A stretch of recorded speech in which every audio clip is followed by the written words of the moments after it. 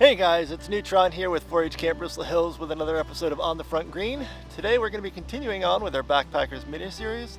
And what I want to tackle today is something I refer to as a training hike or a heavy bag hike.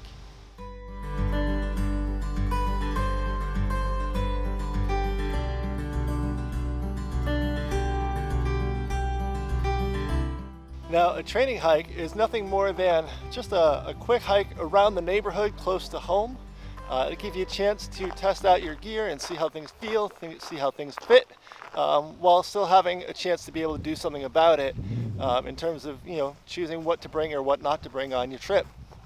Now, I know that in an earlier video I told you one of the things that I like to do after I get back from a trip is to pull everything out of my pack and sort out the things that I used and the things that I didn't, to see if I can make my next trip just a little bit lighter. Last fall I did a trip and my pack weighed in at almost 60 pounds, which is an awful lot when you're trying to put some miles on.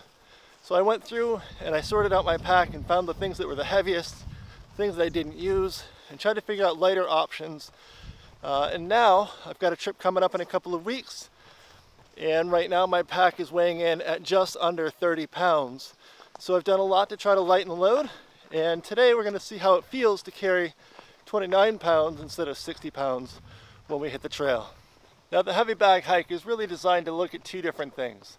Number one, how does all my gear fit together and how comfortable is it to carry everything all at once? And number two, how able am I physically to handle miles on the trail? Most of us don't typically hike 10 miles in a day walking around the neighborhood. So the heavy bag kind of gives us a chance to evaluate just how capable are we of doing some miles on the trail.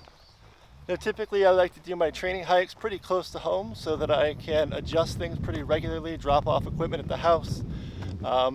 Realize that a training hike is not a one-time deal. I typically take training hikes pretty much daily for a week or two before I hit the trail. That allows me to kind of fine-tune what I need to carry with me, how I want to carry it. A lot of your backpacks have a lot of adjustment straps and things like that will allow you to shift the weight around.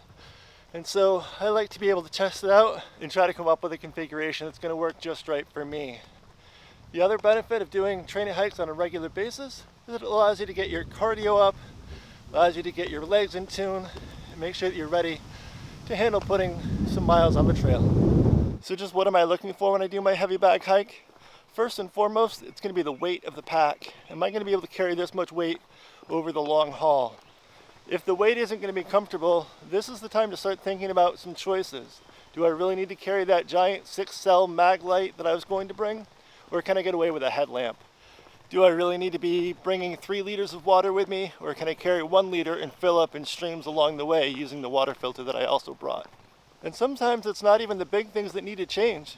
Sometimes it's the little things. Like moving from a stainless steel cook pot to a titanium cook pot might be a great way to save a couple of ounces. Those small savings can really add up to lightening up your pack, which can make a much more enjoyable trip. A training hike is also a great opportunity to kind of get a feel for where all your straps need to adjust. There's usually anywhere between 4 and 8 straps on a backpack that can be tightened or loosened to shift weight around. And training hikes are a great chance to be able to figure out what's going to work best for you. Now, you can change that setting as you hike on the trail. They're usually pretty easy to move, but if you got a good sense for it before you get started, you'll be in a better spot. Your heavy bag hike is also a great chance to look at your footwear. What shoes you wear and what socks you wear can make a huge difference on the trail. A lot of people like to wear the lightweight trail runners. When they get wet, they dry out pretty quickly. They're lightweight on your feet, and they're really great for some distance mileage. Other people like to wear the big heavy hiking boots, which are a lot more durable and usually give you better traction, but they do come at a weight cost. And while we're on the subject of footwear, this is a great time to talk about socks. We generally try to avoid cotton socks in favor of synthetics or wool that tend to wick away the moisture so you're not going to get sweaty feet causing blisters. Getting the right match of socks and boots can make a world of difference on the trail. Now, I typically try to keep my hikes fairly short in the beginning, maybe a mile or so around the house. And as I get closer to my hike, I might be extending that to 3 to 5 miles per hike as I'm getting ready for the trip. Now, like I said, when I get back home from my training hike, I like to take everything out of my pack and divide out the things that I know I absolutely need to have, the things that I'd like to have but maybe I can find a better alternative, and the things that I can probably leave behind without worrying too much about negatively impacting my trip. Now, I've chosen to leave some things behind or upgrade other things based heavily on the trip that I'm taking. This particular trip is going to be a midsummer trip. It's going to be a short 2-day, 1-night trip, and I'm going to be traveling with another backpacker who's done a lot of backpacking in this particular area. So I don't feel as much pressure to bring everything that I might need if, say, I was hiking in January in the snow by myself. So here are some of the things that I've chosen to drop from my pack altogether or replace with other alternatives. First off, I got rid of my old bulky Thermarest sleeping pad, which weighed almost 3 pounds, and I've chosen to replace it with a lighter weight air mattress. It's inflatable, it's smaller, it's lighter, and it's way more comfortable than my old Thermarest. I've also gotten rid of my camp chair, which I often use as I sit around the campfire, but in this particular case, I'm willing to leave it behind. I have literally an entire bag full of bags, just simple stuff sacks that I use to organize my bag that I just don't feel like I need for this trip. I've taken out my lantern and replaced it with my headlamp. I've taken out my big giant knife, which I typically use when I'm trying to build a campfire, but I know that Russ, my hiking partner, is a fire building extraordinaire, so I know that he's got that covered and I don't need to worry about it. I'm leaving my rain pants behind because, well, I don't mind hiking in the rain and my legs getting wet. That doesn't bother me too much. If I were going to be out a lot longer than a weekend, I might bring them. I've chosen to take out some of my cook set. I still have my stove and one pot inside, but I don't feel like I need all of this stuff for one night out on the trail.